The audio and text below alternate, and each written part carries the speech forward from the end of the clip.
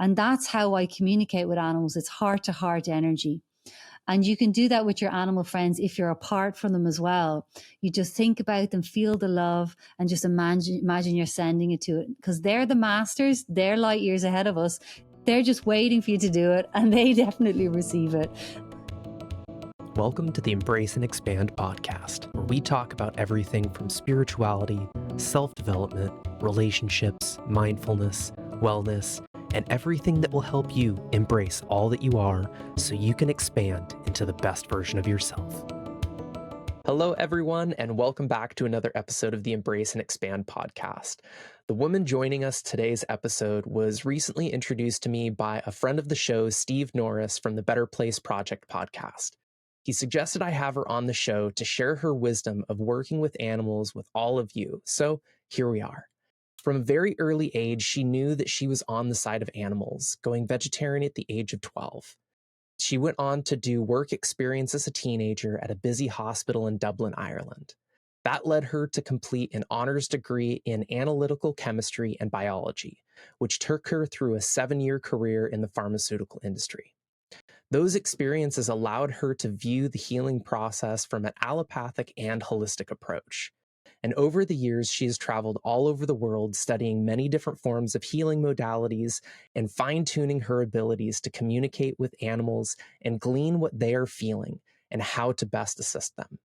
So having 5 fur kids myself, this is a conversation that I've been greatly looking forward to. So without further ado, let me introduce you to Lisa Tully. Lisa, welcome to the Embrace and Expand podcast. Thank you for having me, Adam. I'm super excited to be here. I couldn't agree with you more. You know, like I just said in the intro, I've got 5 fur kids. As we were talking right before we got on, I've also lost 5 fur kids over the last 5 years. So there's been this constant push-pull within my wife and I's lives of these animals entering into our lives and these animals exiting our lives. And I really do believe that we can learn so much from nature. We can learn so much from animals, and not only how to just be and be present in the moment, but also how to really interact with one another in a very harmonious way, even though sometimes with animals, it isn't always harmonious. Yeah, exactly. They have their own lives, they have their own personalities, they have their own needs and wishes and demands. You know, they're just as conscious as we are. Yeah. I always love to refer to it as like having animals is like having permanent toddlers. They always need your help. They always need your assistance. They always need your time. And there's not normally ever really a point where they can kind of just take care of everything on their own. Yeah, I never thought about it that way. And it's so true. And I feel that flow and that rhythm that animals bring us, they ground us, don't they? They keep us in a really good place, a daily ritual, bringing them for walks. And it's not until they leave and they leave their body that you realize how that was keeping you well. And they stop you spending too much time on the computer, you know, because they want the walk and they come up and that's all. They're looking after you. Yeah. It's a very common occurrence when I've spent too much time on the computer editing podcasts or being on client calls that one of the cats will inevitably end up jump up on my desk and start walking all over the keyboard like, hey, it's time to take a step away and come play.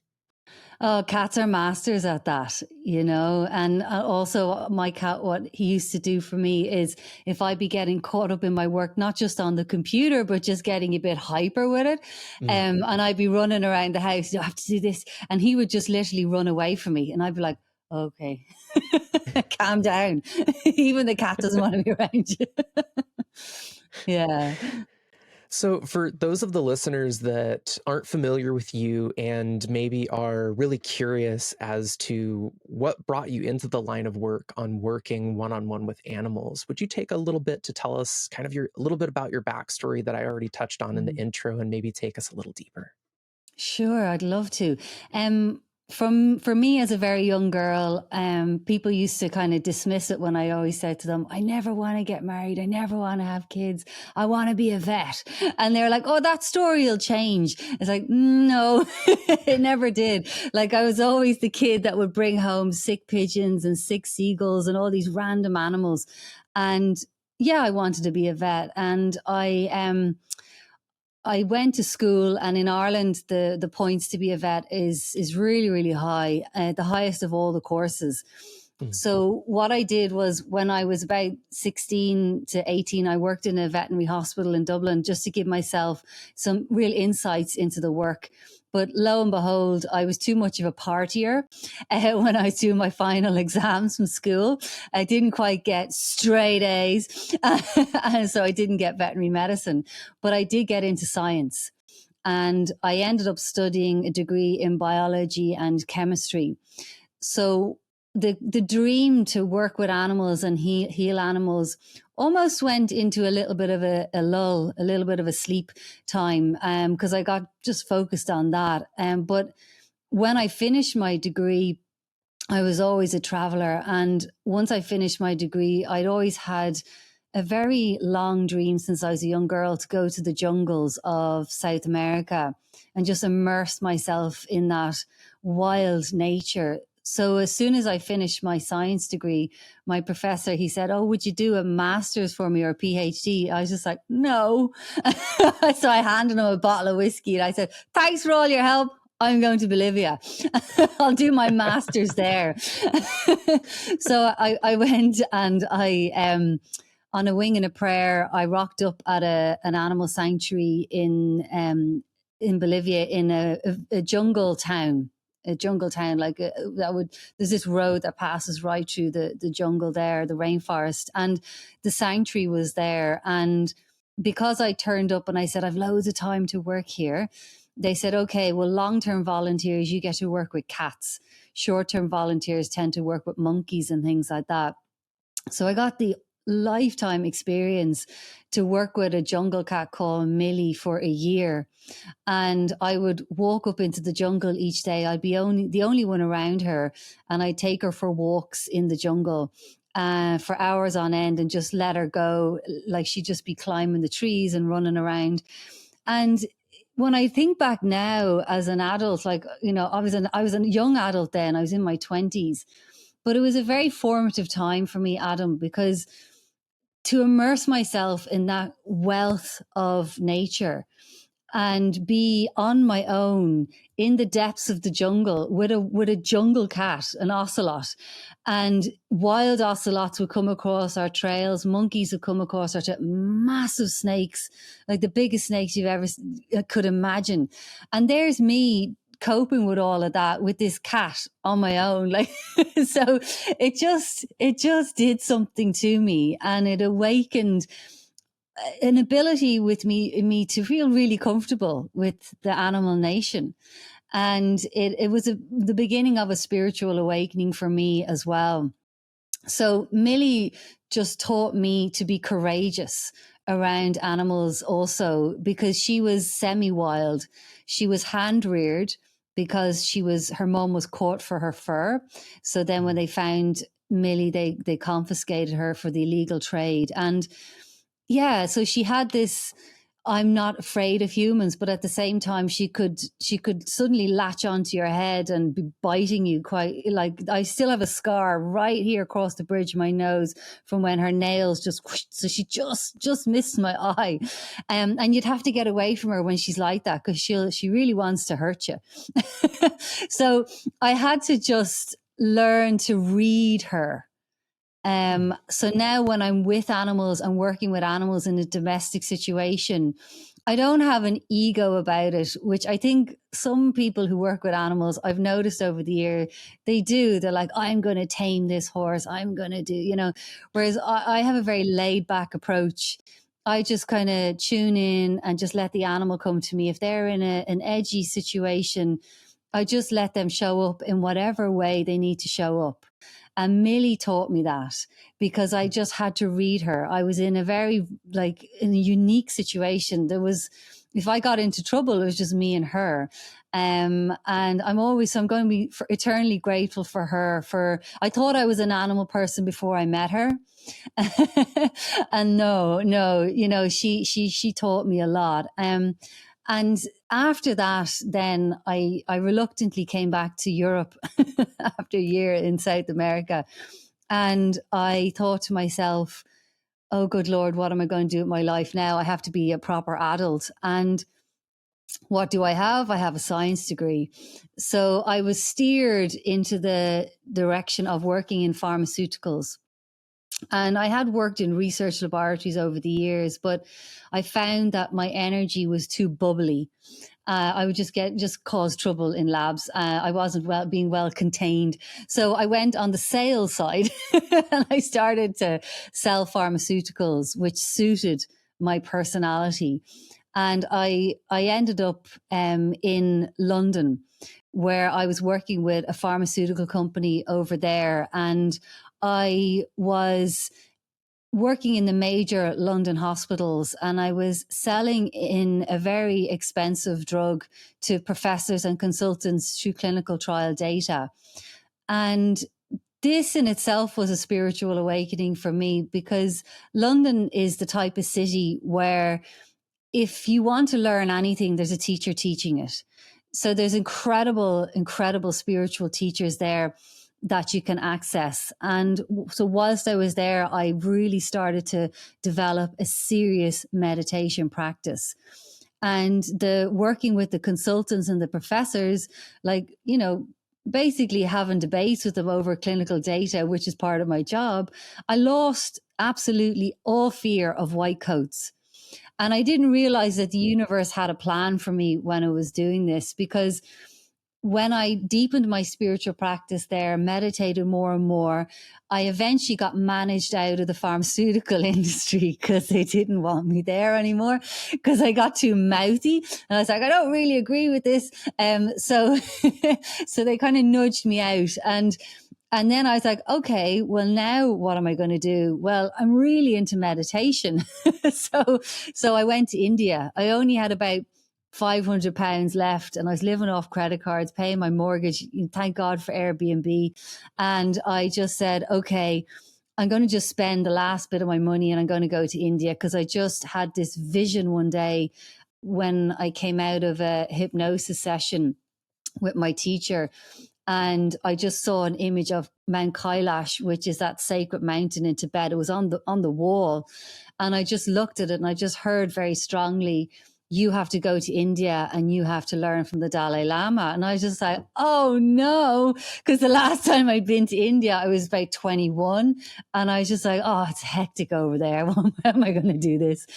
But I did it. I listened to it, and I spent like the last shekels I had on a ticket to India. But I was clever about it this time. Before I went, I made friends with a Tibetan monk, and I said to him, do you have any friends where the Dalai Lama lives in McCloganj? I said, do you have any friends that have a hotel, you know, just woman on her own, want to be safe? And he said, yeah, I do actually. My monastery has a hotel there. And sure, lo and behold, I get a flight to India, and I fly in the little domestic flight, and who's greeting me there? A bunch of Tibetan monks are meeting me off the plane with a little sign saying, Lisa. It's just like, this is going to be the best trip ever. So that was it. I just got swept into their world. And I was attending, there was like thousands of people would turn up for teachings by His Holiness, the Dalai Lama. And I would just be there and listening to him. And I would attend meditation retreats as well, and just going deep. And the experience I had, because I found myself within this Tibetan world in India, where they all live in exile since China invaded Tibet. Well, not all of them, but a good lot of them. I just thought, gosh, this is an amazing experience. And people had made friends with me, other Westerners, and they said, Lisa, if we hadn't have met you on this trip, we wouldn't have gotten into this deeper part of this community. And I said, okay. And I went home to London, and I work with a lady called Carmel, and she always gives me spiritual guidance. She's like a bit of an oracle, and she speaks to my spirit guides. And she said, Lisa, you have to start running tours in India now. And I was just like, oh my God, are you serious? So then I just did it. I set up a tour company, and then I brought people back. I ran it with the monks. Okay, we had the best time, and we brought people to see the teachings by the Dalai Lama, do meditations, and then that afforded me more time in India. So when my tour groups went home, I would go on deeper retreats, and the meditation just went deeper and deeper, and you're around awakened masters, like they're walking by on the streets and you just think they're normal people till the monks are tapping you going, see her, she's the oracle of the Dalai Lama, and you're like, whoa, and see him, and you're just like, so you evolve in India just by being there, by osmosis. And then eventually my teacher said to me, Lisa, you know what, you'd be really good at animal communication, you should try it. And this is actually a thing that you can learn, Adam. You can study it. And I just thought, wow. So I read a book on it, and I tried it and I could do it. I was getting accurate answers straight away. And I kind of thought, this is not by accident. The meditation journey stilled my mind and opened my intuition and my heart. So I was able to connect in with all the animals then. It awoke something in me called a siddhi, which is a latent gift that everybody has, different siddhis. And this was mine. And that was it. That was it. That was the beginning. So then I professionally trained in animal communication with a teacher in the UK. And that's just the tip of the iceberg of my story. But that was where it began, you know, there's different layers to it. Yeah. It's such an incredible journey that you have been on to really, and I think what's the most interesting aspect, at least from my perspective and what I heard, was that every experience was continuing to show you new versions of yourself, that was continuing to push you down a path of really truly learning who you are, and through that process being able to tap into the gifts that you now utilize to help your clients, whether two-legged or four-legged. Yeah. Oh, absolutely. You know, you think to yourself, what's going on in my life? Why is this happening to me? But then you've got the gift of reflection, and you realize, like, I even had to go into the polar opposite of who I am now, which is the pharmaceutical industry, which is so harmful, you know, and it helps as well, but there's a lot of harm in that industry. And I've seen it from the inside out. And I think I'm so grateful to it now, because now I collaborate with holistic vets. There's 4 different vets I work with here in Ireland, and I'm able to speak their language because of it. Yeah. You know? It truly did almost like set the foundation for what you were able to build your current practice off of, to be able to have the language not only from a scientific standpoint, but also from that nature-based standpoint, which it sounds like Millie was probably your very first teacher in that way, of teaching you the language of the animal world, which is 100% necessary to learn if you expect to be able to work with the animals. Yeah. And they're just incredible, because the animals sense that I get them on that deeper level now, Adam. And the reason I say that is, say, for example, I'm going to somebody's home to work on their dog, right? And I don't do home visits anymore. I'm just too busy. I work remotely through photos with all my clients around the world. But when I was doing the home visits, you know, the animals, say you have an animal. I remember I had a dog that was always really vicious when people arrived. And I was asked to come down, and within moments, the dog was just putty in my hands. Like, and actually I sat on the couch and he jumped up on my lap, and I'm the only third person in his entire life that he did that to. And he only met me 30 seconds before it. So that makes people just really pay attention. When I'm there, they'll really listen to me then. The animals know who's coming in the door when I come in, and they in their own ways, they'll show their person. But also, I'll get the flip side, where you get dogs, for example, that are usually pretty calm, and they'll start to go for me, and they'll start to get aggressive with me. Right. And the reason they're doing that is because they're actually showing what's going on for them internally, what healing they need. And they're like, okay, here's a person that can deal with my aggression. So I'm going to show it to her. And I remember I had a dog who was a pretty renowned breed for being, it's a breed that's I'm not going to mention the breed because I don't want to label dogs, but it is a breed that's, it's one of the restricted breeds. Okay. And I arrived in a big dog, right? A big dog. And I arrived into the house and I had my essential oils in the box that the dog I knew needed to work with.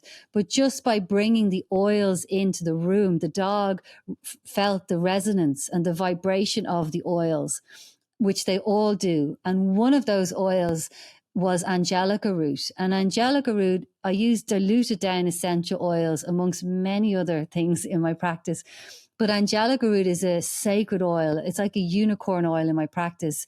It works on so many layers. But the one thing that it does, it goes very deep into their soul. And it's a trauma release oil. It'll actually release traumas from this life and from previous lifetimes as well. So you have to be careful with this oil. There's a few of them that are like that, and you just have to be mindful when you bring them into the presence of animals, because they can release their trauma, release their aggression just by the vibration of the oil being there. So that's what happened with this dog. He thought, here's this woman, she's come in this door, she's got this oil, she's going to deal with this, I'm going to show her. And the dog was just going for me. And I said to the lady, can you please just make sure you have this dog held? Because if that dog comes on me, you don't have the strength to take that dog off me. And then what happened was, instead of just saying, I can't work with this animal, I just really thought on my feet. And I said to myself, okay, I'm going to hand the oil to her. I'm going to let her hold the oil and let the focus of the oil be on her and her dog. And that kind of calmed it down. Now, the dog did kind of turn on me again. But I just kept staying calm in the situation. And Adam, by the end of the session, 40 minutes later, the lead is dropped, the dog is panned out and is in a completely healing state, right? And that's the magic of what Millie has taught me. Stay with them, just let them be who they are, because they're communicating to me on a very different level because they know I can help them through it. Yeah. It's really fascinating and intriguing that this is the example that you're bringing up, because our dog, Draco, he's a little over a year now, and fantastic dog, absolutely great dog. Did listen really well, knows his commands. But as he started entering that teenage phase, he has slowly started to not listen a little bit and slowly started to develop this reactionary, not sometimes somewhat aggressive, but really almost like a fear-based response when meeting new people, especially men. Oh. And we got him as a rescue. Him and his brother were abandoned in a field in Alabama and then went to a foster home and then went to the rescue that we got him from. So we don't really know exactly his backstory or anything that happened, but it's just very interesting that, like, especially last night, my father-in-law, who's kind of a bigger guy, has a very big energy about him, and Draco just lost his mind. And we finally had to just take him out of the house and bring him back to the bus because he just wasn't calming down. And it's so interesting at how they start to show certain behaviors around certain people. And my father-in-law is the type of person that, like, he doesn't back down when he starts acting like that. He's just like, okay, what's your deal? You know me. Like, so how would you work through a situation like that with an animal that normally is really, really well behaved, but then in certain situations finds that they can't contain themselves? So, it's first of all, it's good that you've identified there's a pattern. Okay, his triggers are. Am I right in saying they're men? Maybe men, yes, of a certain size. So it's about removing those triggers. Don't put them in the situation. Like, people have different schools of thought, but if you have an animal that has that experience, there's a rescue, a dog, there's a memory there. Somebody, like 9 times out of 10, that a man of that size mistreated them at some point. So rather than trying to expose them to that trigger to try and help them get over it, so to speak, I would make sure that you don't put the animal under that pressure again, because it's only going to reinforce the trauma, reinforce the nervousness, because it impacts their organs. Okay, he's going into fight or flight state. His adrenals are going, his hormones are going. It's taking a toll on his body. And you don't want that to happen. Okay. Now, what I would do is I would approach that by healing it from the inside out. I get so many dogs or horses that are untrainable. Right. They're just, the training doesn't work. And it's because we're coming at a deeper internal trauma, a deeper internal emotional imbalance or mental imbalance, that is not going to be fixed from the outside. We have to go in. So a dog like that, what I would do is, when I work with the animals, I have their photo and I work with them in such a way where I have a pendulum. Right. And I say to the animal, show me a yes, show me a no on the pendulum. And then what I do is I look and see where the imbalances are within your dog. So I use a meridian chart, all the meridians in Chinese medicine. And the different meridians will go out of balance. Say, for example, the liver. The liver is the organ, one of the organs that can house trauma. Right. So I would check and see, is the liver asking for help, or is the heart asking for help? Sometimes the soul of the heart is called the shen in Chinese medicine, and the shen leaves the body. They literally check out and flip out. Okay. The small intestine, another organ. The small intestine is impacted by them on a very early age if they haven't had a good start in life and they haven't had mum's milk for as long as they need to.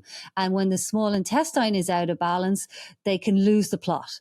So there's different doorways into this. So I ask the animal, I say, you show me which of your meridians are out of balance, and which one then out of the ones that are out of balance do you want me to work on first?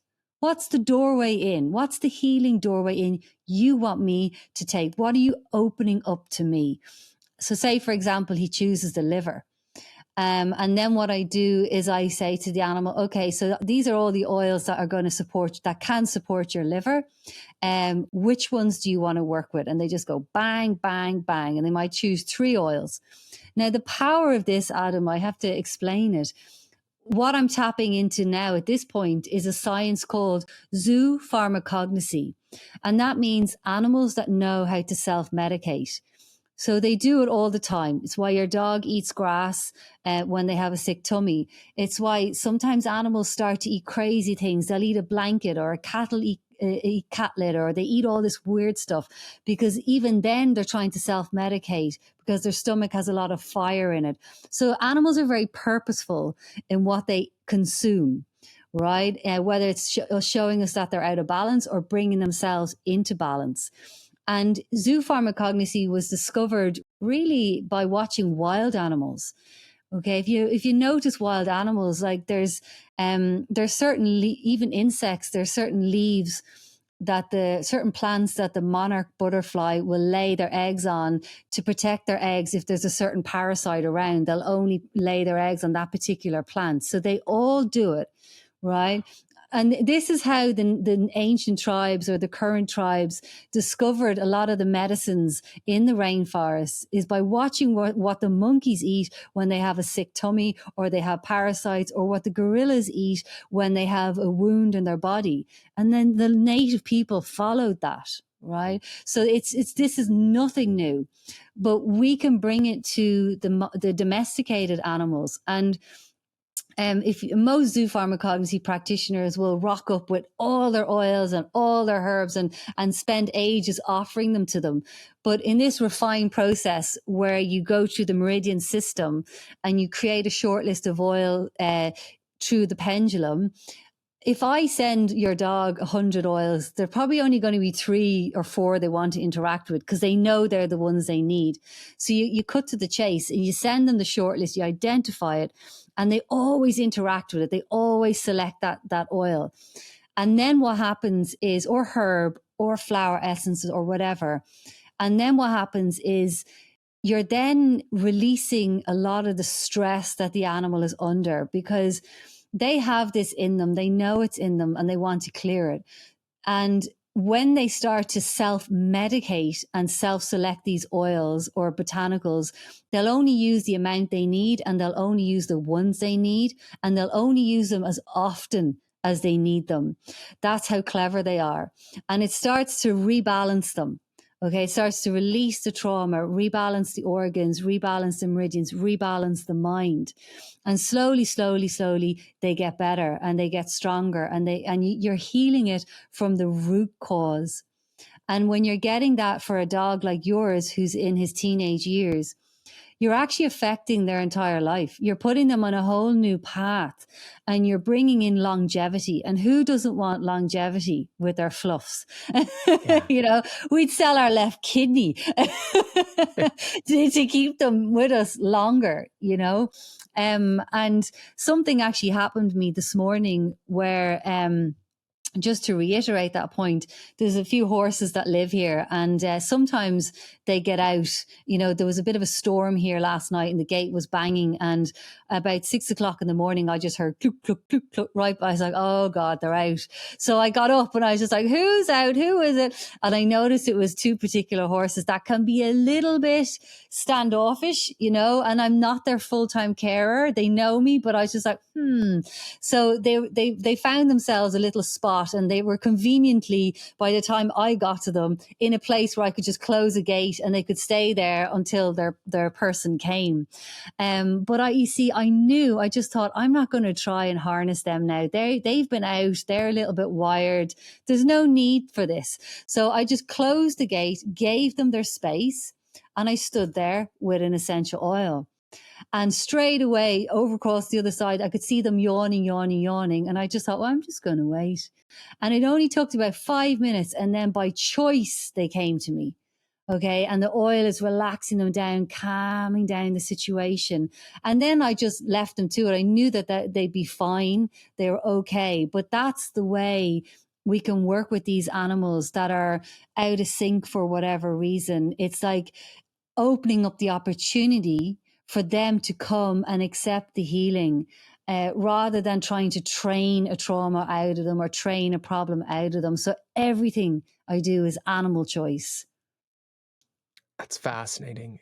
And really in alignment with the direction that many holistic healers are starting to go, mainly just from the community that I'm within, more of, you know, helping humans to process through their traumas and stresses and release it through using tools like breathwork and plant medicines and things like that. But putting the healing in the hands of the patient instead of the hands of the practitioner, of just being that vessel to allow the information to come through that is going to be most advantageous to the client, and then giving it to them to allow them to have that, just like you said, choice of, are they going to come for that healing now? Is it going to take them a little bit of time?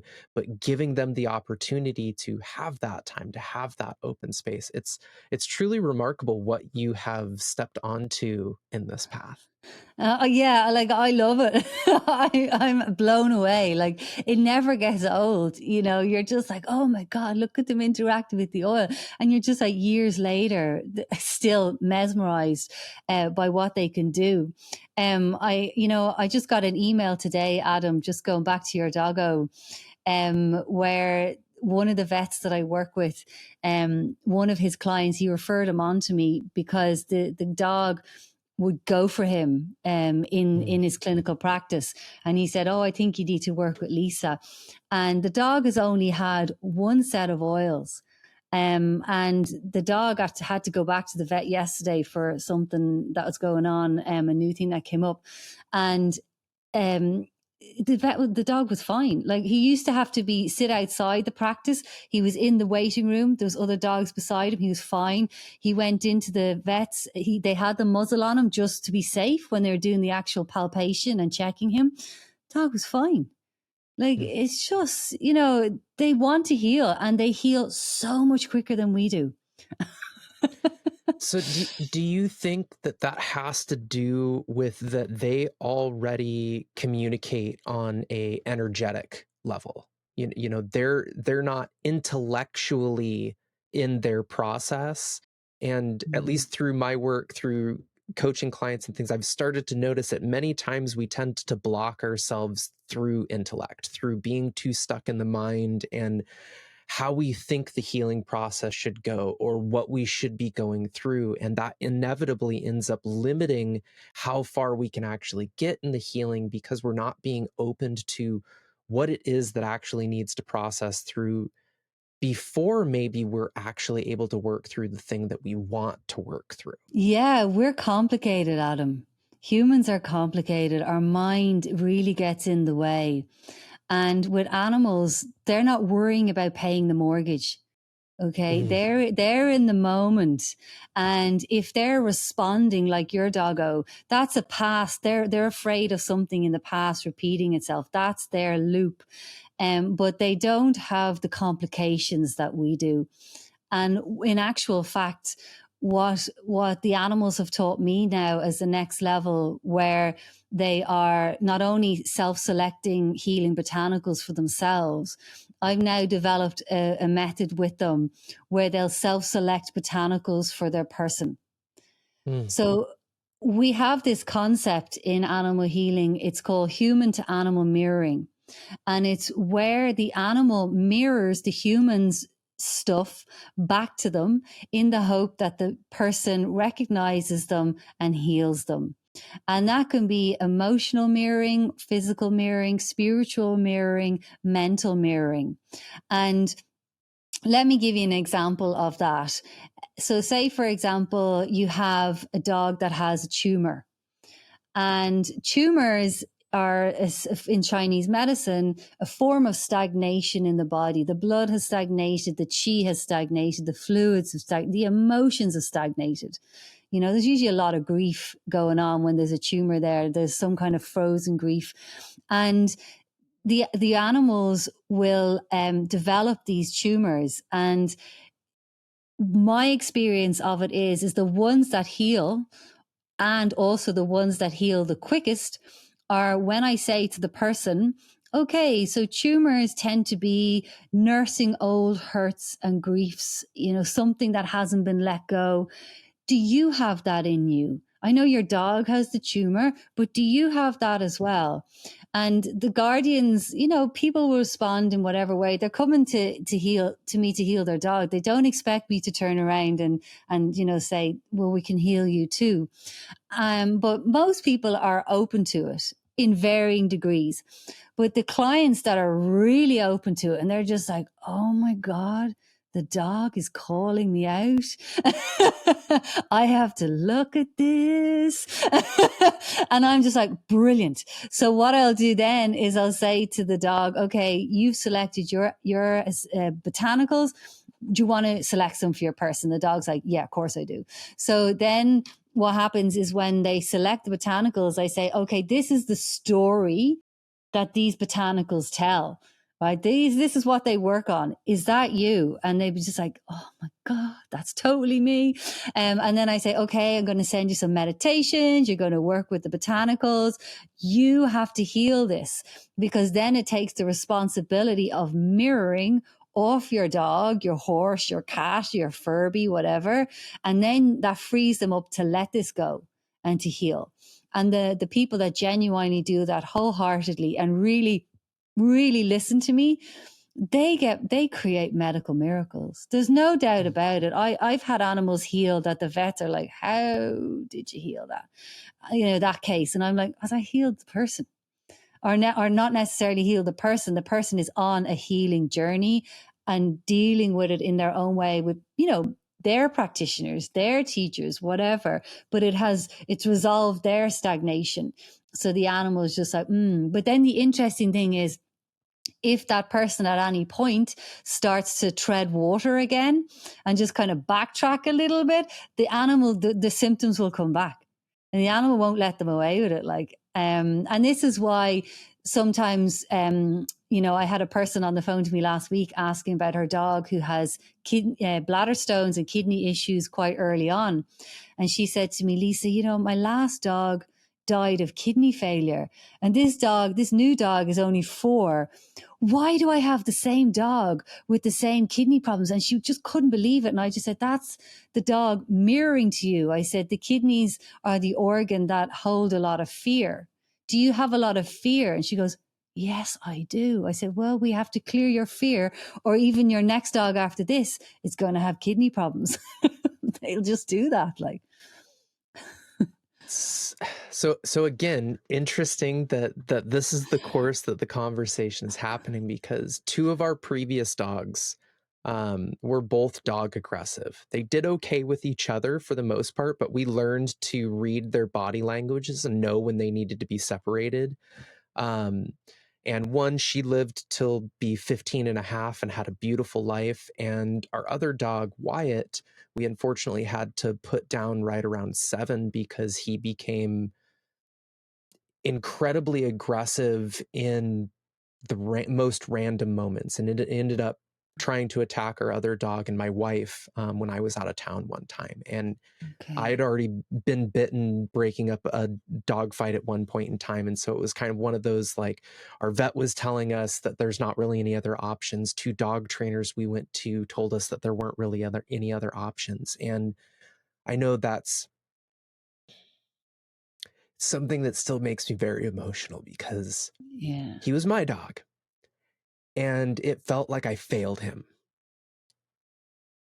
But now hearing this, it makes me realize that there were other avenues that we could have taken. We just didn't know at that time. And it's one of the reasons why I really wanted to have this conversation, was so that other people could hear that if they are experiencing things like this, that's not the only option, that there are other options to allow them to heal.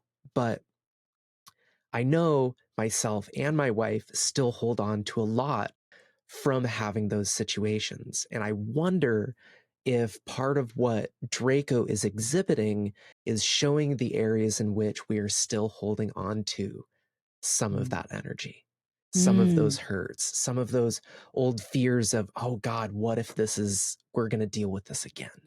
The difference is he loves other dogs. Like, that's his favorite thing, is to go to doggy daycare and spend a whole day playing with other dogs. So that's at least one fear that we don't have to worry about. But now this reactivity with men is one of those triggers where I yesterday was like, we are not dealing with this again. I'm going to bring this up in the conversation with Lisa tomorrow, so maybe we can get some insights. But it is fascinating at how you're bringing up this mirroring, which, in my line of work, we call energetic co-regulation. It's where your 2 nervous systems are meeting one another and sharing information.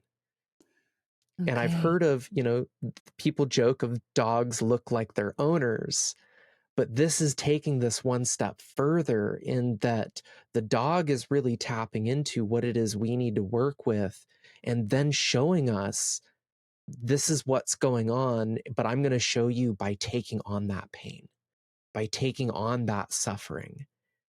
And how beautiful of a gift that is. Oh yeah, they're earth angels. They're absolutely earth angels. And yeah, I just want to acknowledge the bravery of you sharing that story, Adam, because it's obviously still very strong in your heart. And what an impossible situation to be in, to have to make that kind of, absolutely. And yeah, it's no accident that your current doggo then is having that kind of a reaction as well. I wouldn't know until I go deeper into it. But just, I think what you said there about making people aware that there's other options. I want to share another story, if I may, that might really help. Please. Yeah. So there was another case that I was working on where the husband and wife separated, and the wife had a new partner. And the dog was always a little bit aggressive, just a little bit, always kind of had to watch the dog. But on this particular day, the dog leapt up, jumped over the wife, and bit the guy in his face. Okay. Now that is a message, right? Yeah. So he was okay. The man was okay.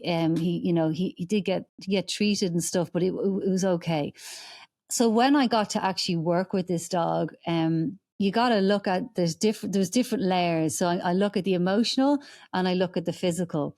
So where I bring in my animal communication skills is, I could clearly see that there's the mirroring going on there potentially, where maybe the dog is spending a lot of time with the man, and there could be some energy going on there. Doesn't like the new man coming, like the ex-husband doesn't like the new man coming in. I mean, that's, that could definitely something to look at. And it was.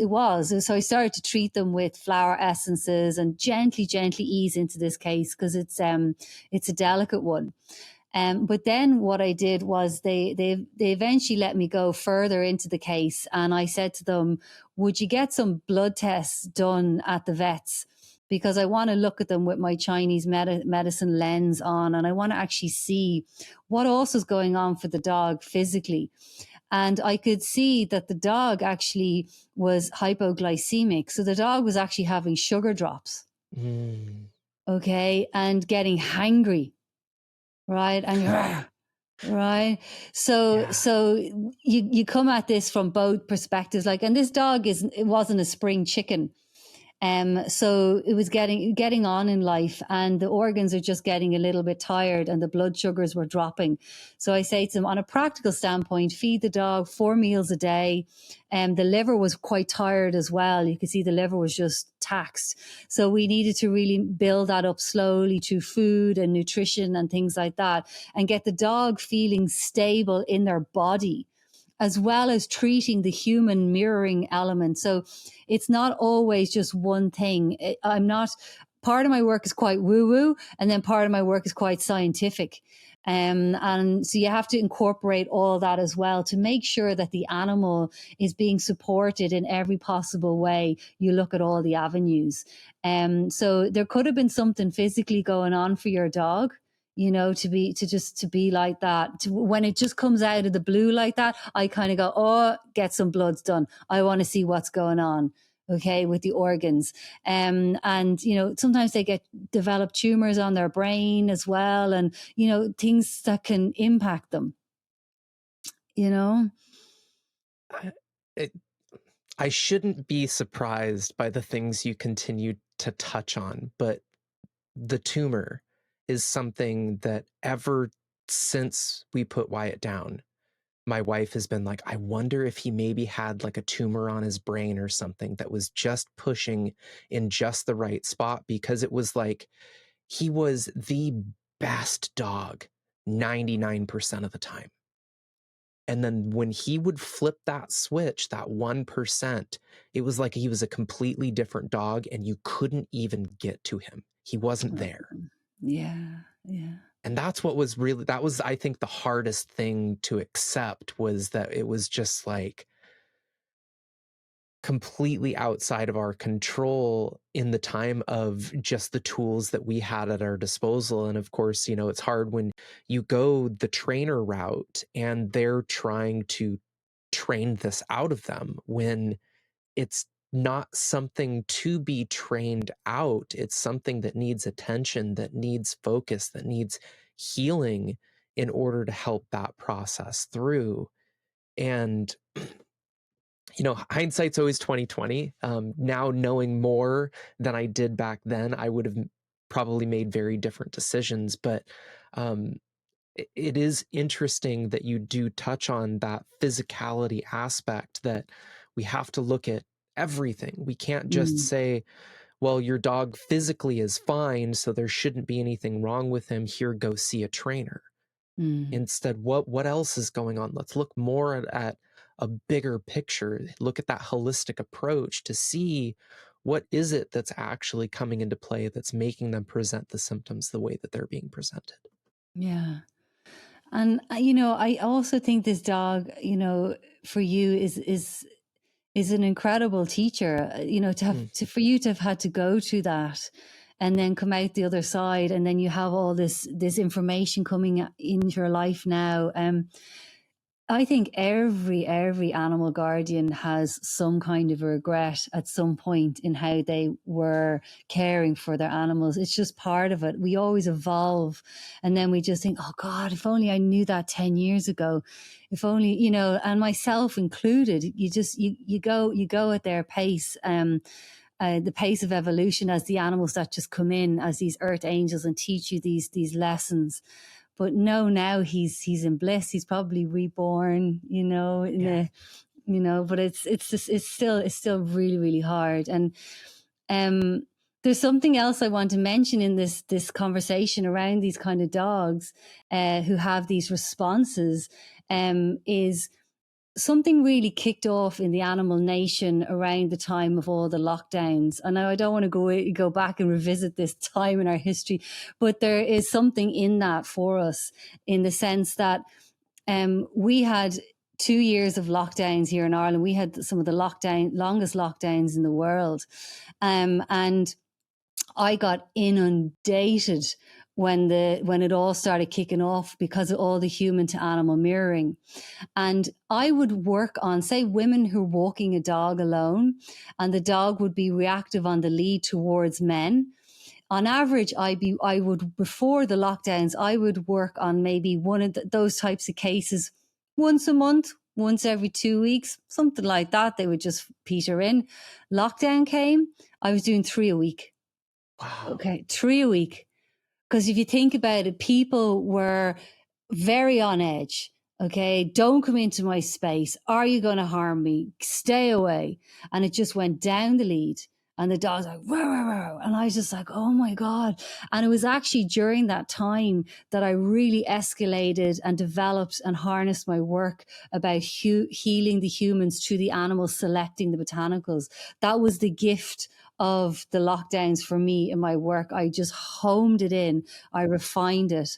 And my work just exploded at that time. And it was a real learner for me. I just thought this mirroring thing is massive. So there's also that side of it as well, to look at and to explore. Like, if there's a fear of men in the animal, is there a fear of men or a problem with men within the humans on some level also? So you can look at it from that point. So we've come at it from a few different angles now. And that's why you have to treat each case individually. And I think really what that helps to point to is we have to take a big picture approach when it comes to healing, whether that be for ourselves or whether that be for our animals, to look at all of the possible perspectives in which the information could be presenting itself, instead of just being very narrow-minded, like society and modern day medicine has kind of really tried to program us into, instead of the old ancient ways of, looking at every possibility instead of just the symptoms. Yeah, absolutely. And, I think for animals now as well, Adam, we have to be really, really on it as their guardians, because there's a shift happening. And I don't know if people are aware of it, where the corporations are now taking over the veterinary practices on a huge scale. It's pretty much done in the UK and in the US. We're kind of about 50% through it here in Ireland, where they're buying up all the single vet practices. Like Mars, the company Mars, who makes the food, is buying up practices here in Ireland because they make a brand of dog food that is a prescription brand. And this is seriously influencing the way our animals are being treated. So focusing on the symptoms, not the holistic care. Well, as bad as that path has been for all of us, it's now getting more and more intensified within the animals. But, you're in the United States, and I've got a lot of clients in the United States, and there's a lot of amazing holistic vets. There's a huge network of holistic vets in the United States, and they're creating all these incredible products like that we can't even get here in Ireland still. Like you guys are, I kind of have a little bit of a product envy. but when I'm working with my American clients, I can scratch that itch. Go, use that product. It's brilliant. Get it on this website here, or use this food. And so thank God for them. We need more and more of these vets that have the scientific training and the holistic awareness, where they will see that bigger picture. For the fluffs, but there's a big shift happening. And so if your listeners, if you are going to your veterinary practice and you feel there seems to be some kind of a cultural shift, even though it's the same practice you might have been going to for the last 20 years, but something just seems a little bit more commercial about it, or there seems to be more of a drive, join this membership, you get free vaccines, you get free wormers. Just take a little step back and just tune in and kind of, does this really resonate with me? Do I really want to be giving my animal these chemicals this often? Is there a culture shift? And if you're feeling it and sensing it, all you have to do is Google them. Google your veterinary practice and say, who owns this company? It's there in the public domain. And then see who that company is. Has the change of ownership shifted and changed hands? And then you know. So I just want to be a voice for the animals in that way as well. Mm-hmm.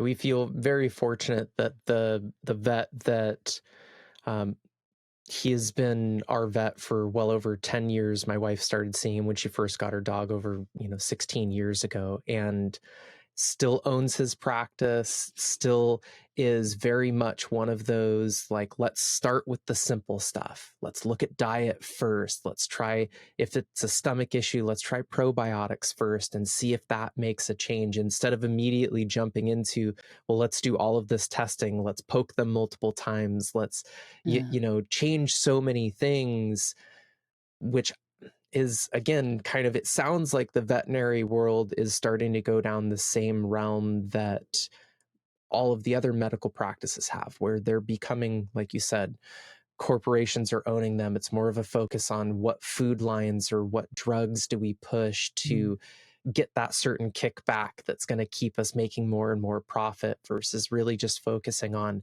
how can we create the best life for our patients. And through that, it will just bring us more clients that then we can still make a living. And, it's a win-win for everybody. Oh, your vet sounds amazing. And that's pure gold. So hold on to him. Thank goodness you have that. And yeah, it's a slippery slope, and where the industry's going. But one of my friends there was telling me, she's one of the holistic vets that I work with. She told me about, I don't know the name of it, but this will blow your mind, right? There's a veterinary practice in the United Kingdom where, when you mentioned about your vet looking at the food, looking at the diet, food is a very powerful form of medicine. And there's obviously a big push in the raw food movement at the moment for the doggos. And I love raw food. It's not suitable for all animals, I think, at all life stages. But my God, is it amazing. And there's one veterinary practice in UK that are trailblazers, where they sell raw food. Right now, if their patients, that's how they treat their patients, to diet, right? And if their patients need a visit or a consultation, they give them the consultation for free. The veterinary consultation is free. That's how much they believe in the power of food, and they're thriving as a business. Wow. It's just like, it's the total opposite of what what's going on. Food as medicine. Yeah. Like, when she said that to me, I just thought, well, of course it's going to work, but I can't believe people are actually doing it. Like, so what a business model. I hope they multiply and come over here. Absolutely. I think that would be an incredible approach to really changing the whole mindset and conversation around what it means to actually heal. And that there are multiple avenues, not just medical, not just science-based. And I think it is important, which you've done a fantastic job in your practice, of cultivating some science coupled with some woo-woo and finding that balance in between. And I feel like that is where we're really shifting as a society from multiple approaches of, how do we take all of the information that's available to us in this time period, in this age of information, and find the best path, which typically is the middle way? Yeah. Oh, absolutely. You know, if we shun each other out, like as holistic people, if we shun the left side and the science side, we're basically doing what they're doing to us. You know, and it's about both sides. And you've just made me think of one of the other things that the animals have taught me is my cat Georgie. He had hypothyroidism. Okay, that's where the thyroid develops a little bit of a tumor and just really, really pumps out the hormone, the thyroid hormone. So they get very, very agitated, very hungry. They lose weight. Like it's not a nice sickness to have at all. And it's one of the hardest ones to work through pharmaceutically, allopathically, and holistically. Like it's very, very difficult. And with Georgie, he had his entourage of healers. Like he had his TCM healer, he had his holistic vet, his homeopath, he had me, he had 2 homeopathic vets. Like he was, and an animal communicator, because I get other people to treat them, my animals. But what we did was, alongside all the holistic stuff, and he would always be self-regulating, self-medicating with his homeopathy. He had all his dishes around the house and he could keep himself in control. But he just got to a point where the holistic stuff wasn't staying on top of the progress of his disease. And I just thought, okay, let's go the pharmaceutical route. So I asked my friend Emily, I said, what's the drug that you think is the least harmful to his other organs that we can start to work with? So she chose one that can be a bit tough on the kidneys, but she said it's still the least harmful. And so she came to my house and I said, okay, well, let's see if Georgie wants to self-select it. And she just goes, no, he won't take chemicals. And I thought, well, I don't know, let's try it. So I mixed it in with his food, just a portion of his food, not all the way to his food, just a little bit. And I put it down. He gobbled it up. Now, this cat would never take pharmaceuticals, but he knew that this was where his disease was at. So there's a place for everything. Everything could be a blessing. And that drug was a blessing for him because it calmed him down. It meant he could sleep, because it really is a disruptive disease. And then over time, what I would do is when I found that the homeopathy or whatever wasn't working, or the higher potencies, I would then reach for it and I would offer it to. And some days he would take the pharmaceutical, other days he wouldn't. So he was another incredible teacher, like for me, where he taught me that this self-selection can go to the pharmaceuticals. And if the animals need the pharmaceuticals, they're not hung up on it. They'll just take the drug. And I trusted that he was au fait with the impacts it was having on his kidneys. And in the end, the disease did get him, it did. And that's okay. But the legacy that he left behind, he blew our minds, like even, to teach me and my vet friend that they can do that. So now I shout it from the rooftops when I'm giving my talks and stuff, if there's vets in the audience, like they can self-select pharmaceuticals. And yeah, there's a place for everything. Sometimes we'll use pharmaceuticals when an animal has a really, at the very start of a disease, where like Cushing's or something like that, where they're really disorientated, they're really knocked out of their place. If the pharmaceutical drug can give them a place of comfort, and we start to come at the imbalance holistically, which takes time because you're healing it from the root cause. And then eventually the drug lessens and lessens and they get stronger and stronger. And then they don't need the drug anymore. And that's all under the guidance of a vet. So I just think both worlds have to come together sometimes. Yeah. Lisa, it's so fascinating. Again, I keep saying this because it keeps like expanding my understanding of.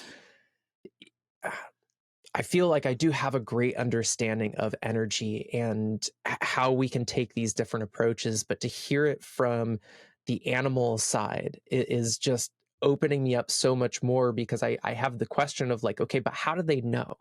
Is it, like you touched on earlier, that they sense the energy and vibration of what that medicine has to offer, that they can feel whether it's going to be in resonance with what it is that they need versus what they don't need? Mm-hmm. Yeah, they literally have this inbuilt radar within them, is the best way. They tune in and they know instinctively what's going to help them and what doesn't. And I think we have it too. But I think it gets drowned out more in us, in our mental pattern with our mental bodies. But if we're going to sit and meditate and we really feel into the vibration of a situation, a medicine, a plant, something like that, we can do it too. But because the animals are so much more in the present moment and have less interference on their own radio station that they can tune into, their own internal radar, that they can just do it so much more quickly and more effectively and without any hesitation. Whereas we'll doubt ourselves, they don't doubt themselves. They just do it. They just go for it. And like, if you want to try it at home, like to your listeners, if you have a dog where, if you have a dog, you're feeding them nuts, you're feeding them kibble. Okay. And for whatever reason, the dog is resisting the kibble, and you put down proper whole food and something that actually represents a food group, like a bit of cooked chicken or something like that, and you put those two things out, what's the dog going to go for? Of course, the dog is going to go for the chicken, because the chicken is what they need. They're carnivores. The kibble, the dry food, is a processed food that was made for human convenience to feed animals pretty quick, but it plays havoc with their health. Doesn't matter what brand it is, doesn't matter whether it's deemed to be healing on some level. You put the chest to the animal. If you put the chicken out, they're going to take the chicken. Unless they're, unless there's something else really going on. There is a few instances where they may choose the kibble over the chicken if they have certain imbalances going on, but that's my territory. But in general, like, also, I have a lot of, I'm vegan. I know you're vegan, Adam. And I would feed my cats raw, right? And I know that I get a lot of, over the years, vegan clients who choose to feed their animals vegan. And, cats are total 95% obligate carnivores. They need meat, whereas dogs are about 75% meat, 25% veg and things like that. And I say to the vegans, they come to me with their dogs are very, very sick. And I say they're sick because they're not getting what their body needs. And I say, look, if you want to make a test, put out your vegan food and put out some meat and see which one they take. And of course they're going to take the meat, and let that decision be with them, because they know and they're just clearer. Like, I actually think, Adam, they're light years ahead of us in their consciousness. I couldn't agree more. Yeah. I completely agree with that. And it is so apparent if you spend a lot of time around animals. I can't tell you how many times where I've been feeling a little under the weather and all of the animals are that much closer, knowing that I'm not feeling good. So they are bringing their energy around me to help raise my vibration to overcome whatever it is that I'm going through. I mean, if that's not pure, utter intelligence, I don't know what is. Yeah. Yeah, no, definitely. Like, definitely.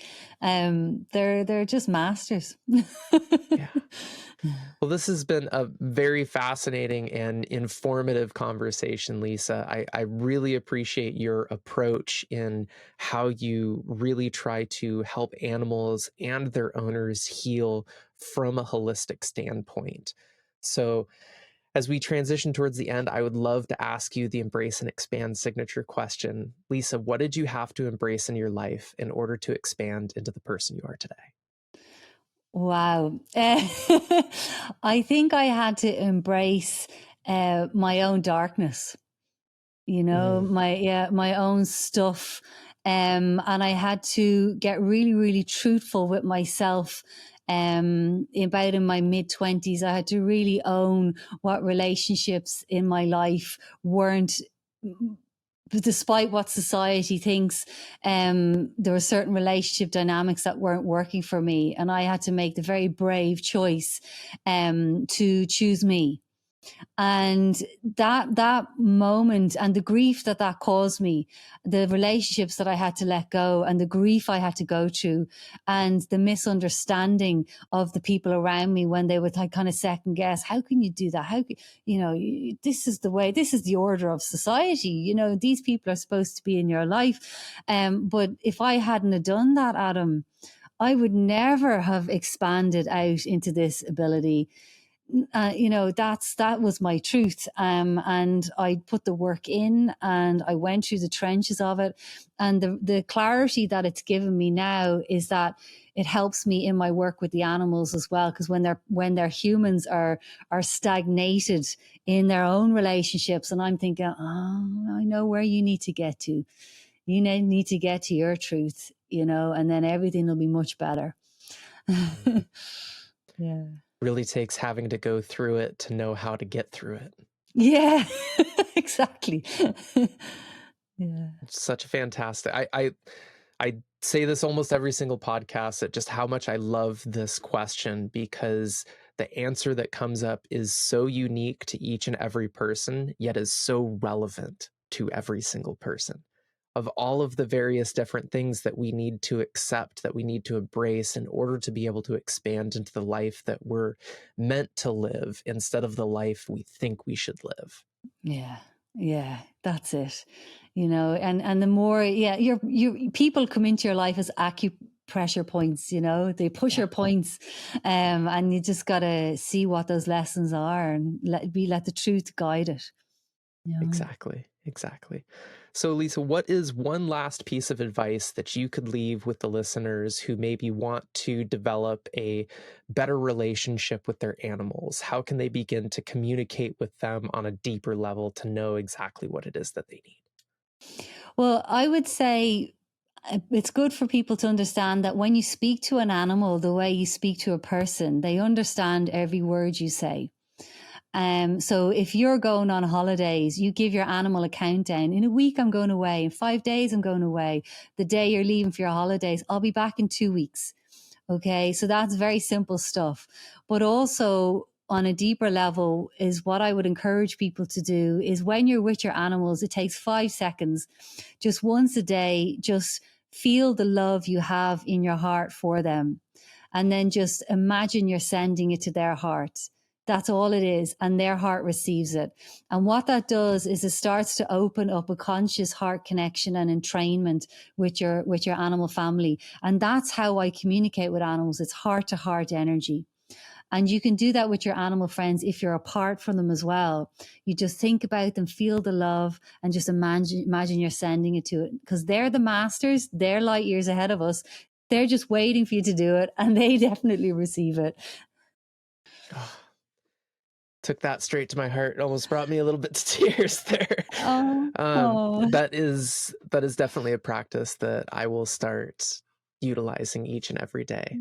Yay. It's to be able to develop that type of a connection with our animals, I think, is one of the reasons why we're here. Yeah. Oh, 100%. Yeah.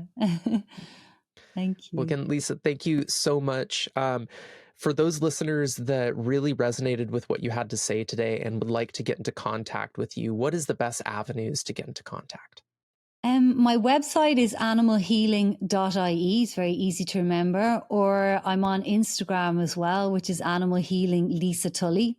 So they're the 2 places you'll find me. I'd love to hear from people. And also what I offer people who are listening to podcasts and my podcast, there's a coupon, a 10% discount on any offerings on my website. And the coupon is podcast in capital letters. And you're more than welcome to use that and work with me. And it'd be great to hear from people. Wonderful. Well, I will put all of the details in the show notes below, including the code podcast that you all can use for 10% off. Lisa, thank you so much for being here and bringing your wisdom around the animals to the podcast. Oh, thank you for having me, Adam, and letting me speak on their behalf. I appreciate it. It was a pleasure. Well, thank you all for listening to another episode of the Embrace and Expand podcast. This podcast wouldn't exist if it wasn't for you. So thank you again for being here. If you resonated with the information that we had to share today, please share this podcast episode on your socials with your friends and family. Help spread the message about how we can become better parents to our animals. So thanks again for being here, and I'll catch you on the next one.